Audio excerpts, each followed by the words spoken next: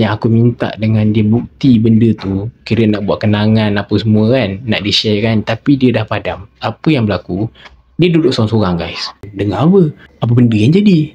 Dia bagi dengar lah kan. Waktu dia tekan tu memang suara dia nyanyi.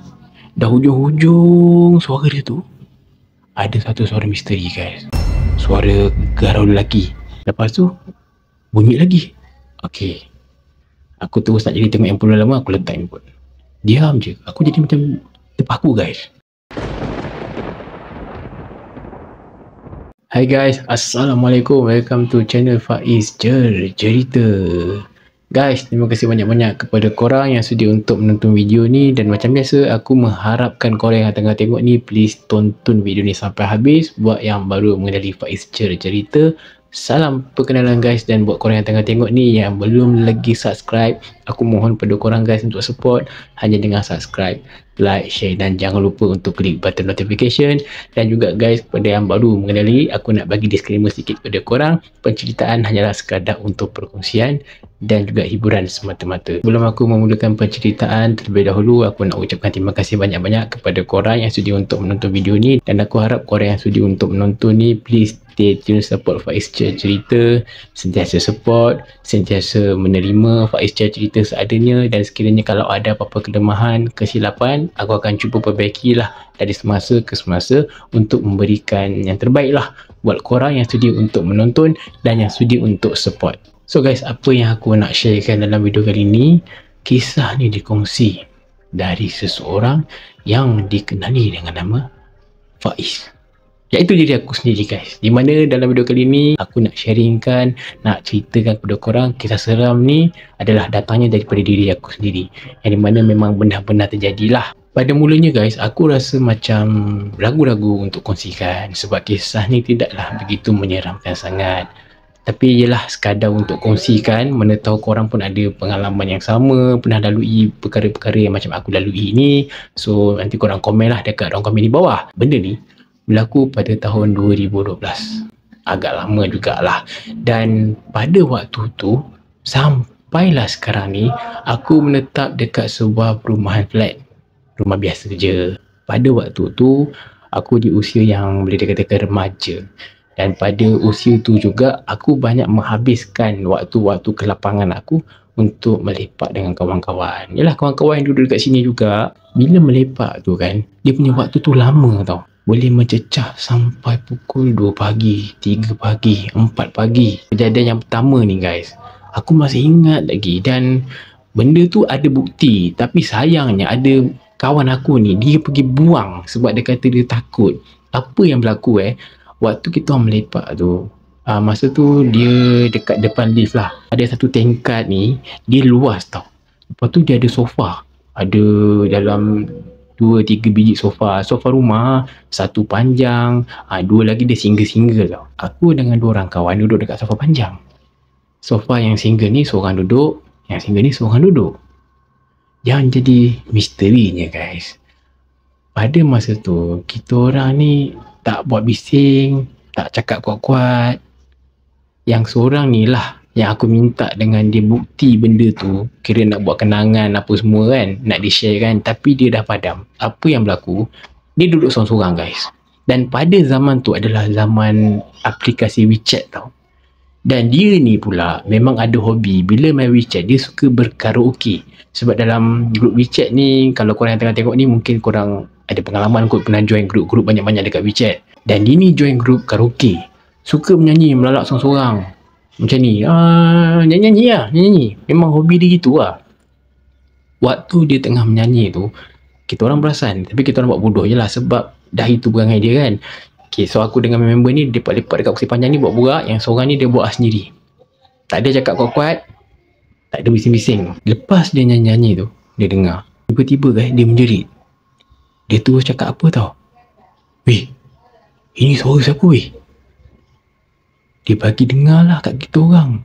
Aku orang pertama nak dengar sebab dia dekat je dengan aku. So aku lah nak dengar dulu apa benda ni, apa yang dia meripik ni kan. Dengar apa benda yang jadi. Dia bagi dengar lah kan. Waktu dia tekan tu memang suara dia nyanyi. Dah hujung-hujung suara dia tu ada satu suara misteri guys. Suara garau lelaki. Korang tahu suara tu cakap apa? Oi, kalau kita ajak. Ini memang real guys. So pada korang yang tengah tengok, kalau korang rasa aku buat cerita ke apa, aku memang tak buat cerita.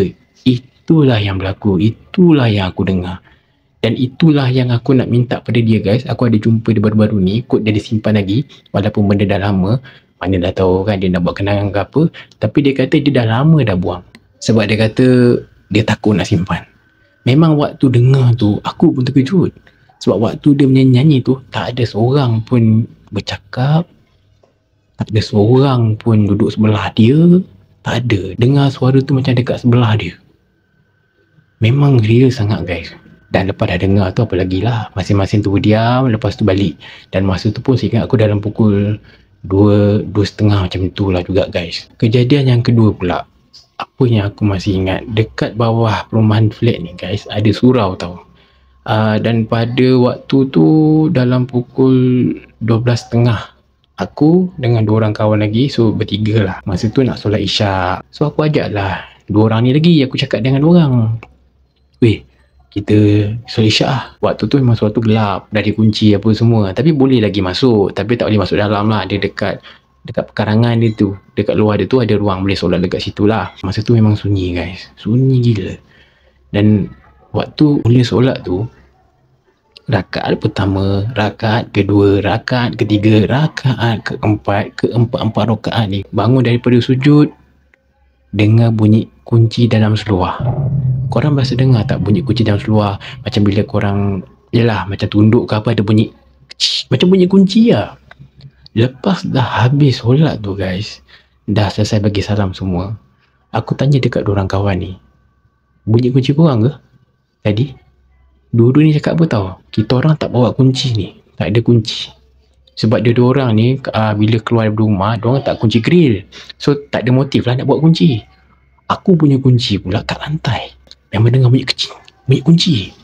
Dah lah sunyi masa tu, gelap sekeliling. Memang masa tu tak cakap banyak, terus bangun, lari guys keluar daripada surau tu. Sampai luka-luka lah juga lutut, takutnya pasal. Tapi bila aku share pada orang-orang lain kan, pasal pengalaman ni, diorang cakap tak ada benda lah, itu ialah apa, jenis lah kan, dia mungkin nak ikut solat sekali ke apa kan, tak ada benda lah. Sebab benda berlaku kat surau, mustahil benda-benda buruk kan. Tapi yelah, aku tak pernah lalui, itu pertama kali guys. Tapi mungkin tak seram sangat lah kot, cuma benda ni bagi aku seram sebab benda tu pertama kali jadi guys. Pada korang yang tengah tengok ni, mungkin kalau ada pengalaman korang solat seorang-seorang ke R&R ke, kat mana-mana seorang-seorang ke, mungkin ada juga pengalaman macam ni, korang boleh komen. Dan pengalaman ketiga ni aku nak share, yang ni memang aku ingat gila dan membuatkan aku demam selama 4 hingga ke 5 hari guys. Yang di mana asalnya lepak lah dengan kawan-kawan. Balik masa tu 3.30 pagi. Setiap kali balik melepak ni, aku memang tak expect apa-apa yang buruk, sebab tak pernah jadi. Sehinggalah pada hari tu, di mana aku dah selesai lepak dengan kawan waktu tu 3.30, balik rumah. Bila balik rumah, masuk bilik air, cuci kaki semua, masuklah bilik nak tidur guys. Bila dah masuk dalam bilik, sebelum tidur, aku tengok handphone dulu. Dan sebelah aku ni ada satu lampu meja. Lampu tu dia warna-warna oren-oren sikit. Macam ni lah, macam yang korang tengok ni, macam ni lah, tapi dia gelap sikit lagi. Bila aku tengah duduk kat atas katil, tengah tengok handphone, tiba-tiba ada datang satu bunyi dekat pintu, bunyi cakar. Slow je. Aku toleh, aku tengok. Lepas tu dia macam diam tau. Buat bodoh lah. Sebab aku fikir kucing ke, cicak ke, lipas ke. Tapi kucing tak pernah masuk rumah. Lipas dengan cicak lagi lah. Memanglah ada benda tu kat rumah, tapi takkanlah bunyi macam tu kat pintu kan. Tapi nak sedapkan hati sebab dah pagi sangat tu kan, dah lewat pagi. Dan pula guys, yang pelik juga pada waktu tu, aku punya bilik waktu tu, dia punya tingkap bilik kalau buka memang jalan raya, selalu bising, bunyi motor, bunyi kereta. Tapi pada masa tu nak jadikan cerita, sunyi sepi pula. Sunyi.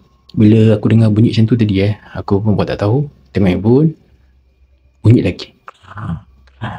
Aku toleh, senyap, buat bodoh lagi. Lepas tu bunyi lagi. Okey, aku terus nak jadi tengok handphone lama, aku letak handphone, diam je. Aku jadi macam terpaku guys, diam. Macam diam macam ni kan, diam. Lepas tu dia senyap. Dalam 5 minit macam tu, aku pun nak tidur lah, dah rasa ngantuk. Tutup lampu, bunyi lagi guys, kuat gila. Tutup lampu lagi kuat, krak, buka, senyap. Lepas tu aku biar dalam seminit 2, tutup, bunyi lagi. Kali ke berapa macam tu aku buka ke lampu, aku tutup ke still bunyi. Dan dia punya bunyi cakar tu macam ni, macam bawah ke atas. Masa benda ni berlaku benda bunyi macam tu, aku tak mampu nak bercakap apa-apa. Aku rasa blur, aku duduk je di atas katil tu. Dan yang peliknya guys, aku rasa sejuk lepas tu guys. Sejuk, sangat-sangat sejuk guys. Siapa yang pernah kena macam ni dia tahulah, sejuk gila. Sampai kan apa yang ada kat atas katil aku masa tu, dengan selimut, dengan cadar apa semua, aku sarung badan ni, masih sejuk. Tapi berbeluh ni, bunyi dekat pintu tu akhirnya diam. Tapi gangguan tu tak sampai situ je. Aku rasa masa tu lah dia macam dah masuk ke dalam bilik lah. Aku rasa macam itu sebab apa? Di depan katil aku tu ada satu kerusi bulat. Dia macam kerusi meja solid lah, kerusi bulat ada roda tu. Kerusi tu terletak elok kat situ. Kerusi tu ada macam goyang sikit. Dia punya goyang tu macam seseorang duduk dan dibangun. Macam tu lah.